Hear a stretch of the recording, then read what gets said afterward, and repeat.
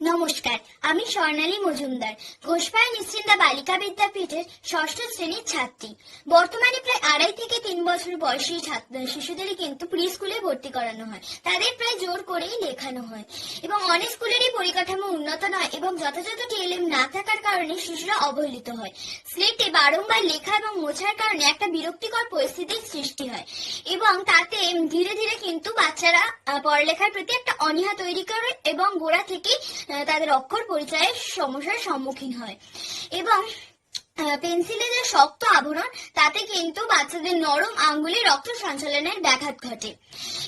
এখন বাজারে নানা ধরনের কিট পাওয়া যায়, স্কিল ডেভেলপমেন্ট কিট কিনতে পাওয়া যায়, কিন্তু অনেক অভিভাবকের কাছে সেগুলি গ্রহণযোগ্য হয় না। তার আসল কারণ হলো সেগুলির অতিরিক্ত ক্রয় মূল্য 100 থেকে 350 টাকা।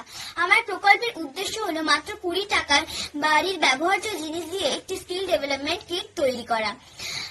অনেক সব শিক্ষিকারাই কিন্তু এই কিটটি নিজের হাতে তৈরি করতে পারে এবং স্কুলের শিশুদের হাতে তুলে দিতে পারেন এবং তাদের অক্ষর পরিচয়ের সুযোগ করতে পারেন। এই কিটটি তৈরি করতে আমার থার্মোকল, পিচবোর্ড, বোর্ড, প্লাস্টিকের কৌটো, প্রাকৃতিক রঙের রঞ্জিত চাল, আঠা, রং এগুলি লেগেছে। এই কিটটিকে আমি 4টি প্রকোষ্ঠে ভাগ করেছি এবং 2টি আলাদা প্রকোষ্ঠে 2টি প্লাস্টিকের কৌটোর মধ্যে আমি প্রাকৃতিক রঙে রঞ্জিত চাল নিয়েছি। যে শিশু এই কিটটিকে ব্যবহার করবে সে কিন্তু কৌটোর ঢাকনা খোলার ক্ষমতা অর্জন করবে। তারপর এই ছিদ্র দিয়ে কিন্তু চালগুলিকে অন্য প্রকোষ্ঠে পাঠাবে। এতে কিন্তু তার পরিমাণ জ্ঞান হবে কারণ কতটা পরিমাণ চাল লাগবে, চাল নিলে সব কটা লেটার লেখা যাবে, এতে তার পরিমাণ জ্ঞান হবে। তারপর সেই বোর্ডে লেখা অক্ষরগুলিকে দেখে দেখে এখানে লেখার চেষ্টা করবে। এখানে ও লিখলাম, আবার অন্য লেটার লেখা যায়, 1, এরকম 1 লেখা যায়, এরকম ভাবে লেখা যায়।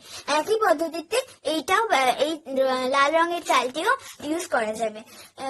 তারপর তাকে আদেশ দেওয়া হবে যে এই সমস্ত চালগুলি যাতে কৌটোর মধ্যে ভরে ফেলায়। এতে কিন্তু সে মনোসংযোগ বাড়াতে পারবে। এতে তার হাতের স্নায়ু সচল হবে এবং কোনো সমস্যা, রক্ত সঞ্চালনে কোনো ব্যাঘাত ঘটবে না।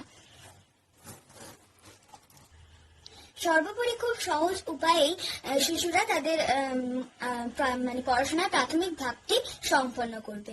নমস্কার।